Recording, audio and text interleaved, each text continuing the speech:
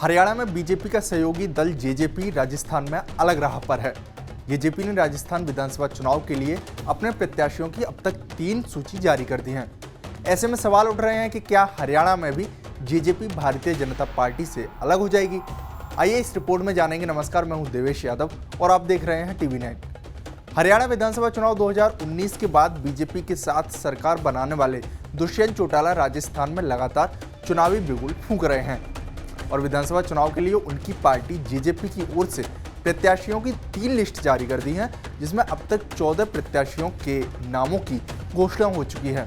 पिछले कुछ महीनों से राजस्थान विधानसभा चुनाव के लिए तैयारी कर रही जेजेपी को जब बीजेपी ने सीट शेयरिंग के लिए कोई नेता नहीं दिया तो अकेले ही ताल ठोकने का मन बना लिया और एक के बाद एक 3 सूचियां जारी कर 14 प्रत्याशी मैदान में उतार दिए।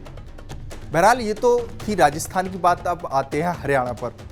तो हरियाणा में भी बीजेपी जेजेपी की अनबन चल रही है और इसके पीछे कई वजह भी हैं।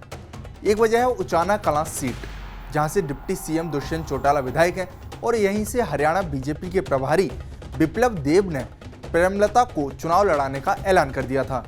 इसके बाद खूब हंगामा हुआ था। हालांकि ये तो है पुरानी बात, लेकिन हाल ही में बीजेपी के कद्दावर नेता बीरेंद्र सिंह चौधरी ने पार्टी से बगावती तेवर दिखाए थे और 2 अक्टूबर को मेरी आवाज सुनो कार्यक्रम का आयोजन कर बीजेपी के सामने शक्ति प्रदर्शन कर दबाव बनाते हुए जेजेपी से गठबंधन तोड़ने के लिए कह दिया था। इस दौरान उन्होंने कहा कि अगर हरियाणा में बीजेपी और जेजेपी का समझौता रहेगा तो वे पार्टी छोड़ देंगे। कि मैं ये बात पहले भी कह चुका हूं, आज भी कह रहा हूं कि भारतीय जनता पार्टी का और जेजेपी का, दुष्यंत चौटाला का और भारतीय जनता पार्टी का अगर समझौता चलेगा हरियाणा में तो बीरेंद्र सिंह नहीं रहेगा। भाई ये बात ऐसे में माना जा रहा है कि राजस्थान में जेजेपी ने 14 प्रत्याशी उतारे हैं, उसमें कहीं ना कहीं यही फैक्टर सामने आया हो।